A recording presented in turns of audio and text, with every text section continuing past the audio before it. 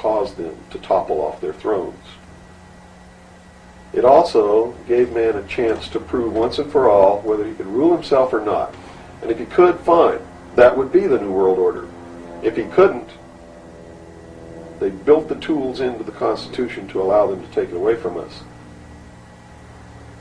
And those tools are the creation of the federal democracy within the boundaries of Washington, D.C., and the right to contract, through which, if we were irresponsible, we would contract to receive rights from that federal democracy and thus, in return, give up our freedom. And that's exactly what's happening.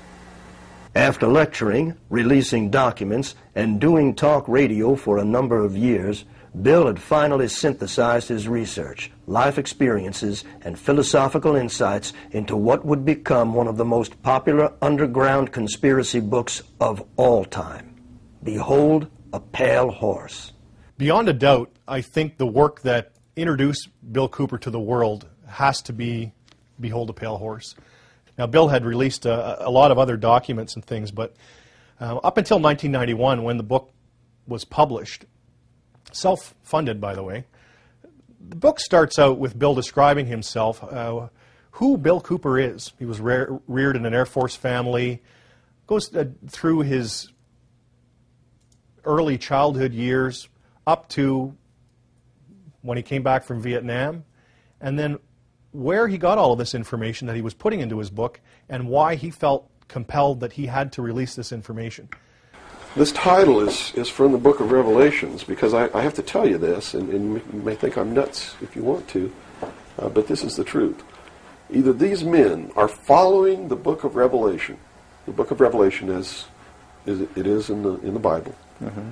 They're either following it, just like a plan, and bringing the prophecies in there to pass to manipulate and control those who believe in those prophecies and neutralize them, so to speak. In other words, if this is written in the Bible and God has ordained it, who am I to resist?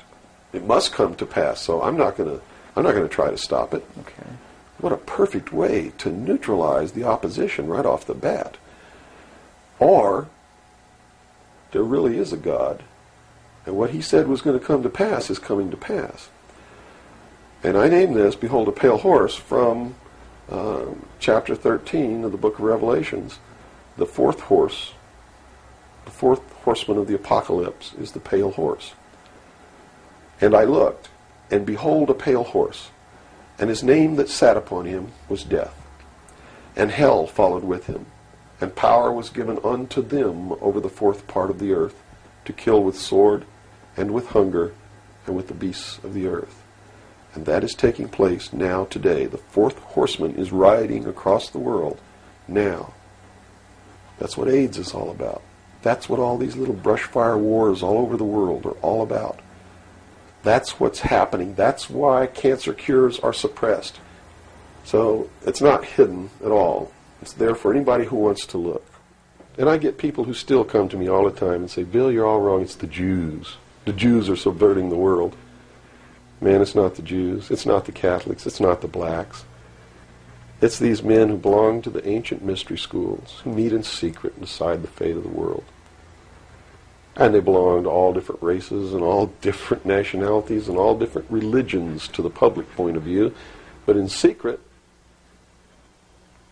it's a different story. Bill's second major contribution, and arguably his most compelling, was the 42 hours worth of dedicated broadcasts into the history, origins, and agendas of secret societies. The series was simply called Mystery Babylon, and began with an interpretation of the Stanley Kubrick classic 2001, A Space Odyssey.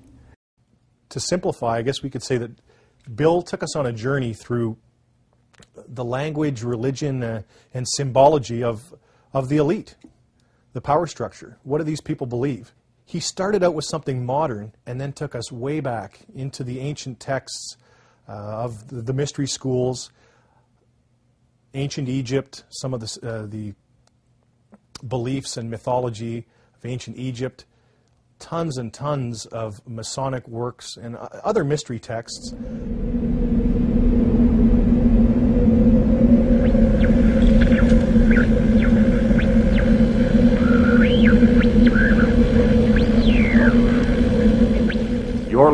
to the hour of the time. I'm your host, William Cooper. Tonight, ladies and gentlemen, we begin the origin, the history, the dogma, and the identity of the ancient mystery religions which are now known as the mystery schools.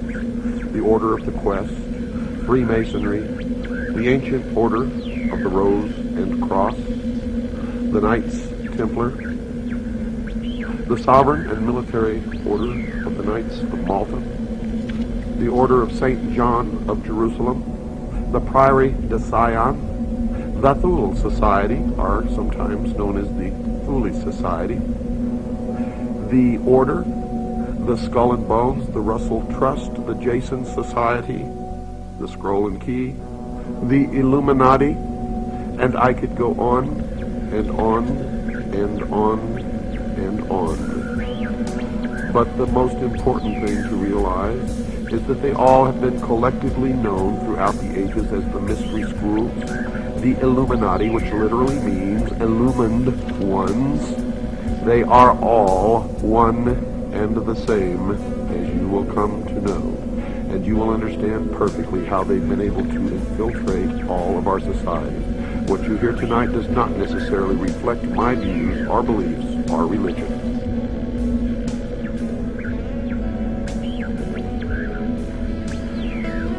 They have ruled from the shadows, you see. And they call themselves the guardians of the secrets of the ages. And their first religion was called astrotheology, or the worship of the heavens. And their first object of worship was the sun. The second object of worship was the moon. And everywhere you see the mystery schools or the mystery religion, you will see the symbols of the sun and the moon, also known as Osiris and Isis. For in the religion of the mystery schools, they believed that man was held prisoner in the Garden of Eden by an unjust and vindictive God. And that man was not told by this unjust and vindictive God that he could have the same powers. And man was set free from the bonds of ignorance by Lucifer through his agent Satan, and many believe that the two are the same, and that's okay because maybe they are. And that through the gift of intellect, man himself will become God. Now, for those of you who understand what I am imparting to you now, you may not even have to listen any farther, for it explains everything that has ever happened in the history of man, and everything that is happening now, and all that is to happen in the future.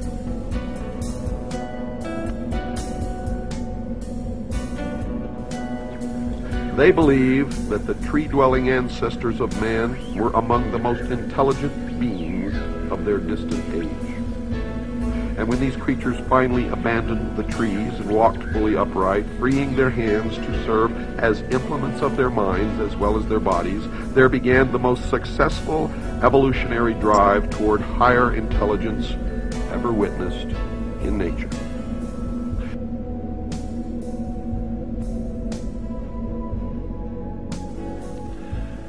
Now notice, Lucifer was called the son of the morning star.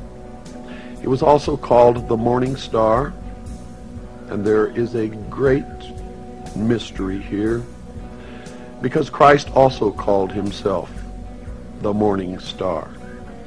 But I have been told by those who have been initiated in the mystery schools that Christ and Lucifer are one and the same being. What you believe, of course, is your own business, and it's not my intention to make you believe anything. But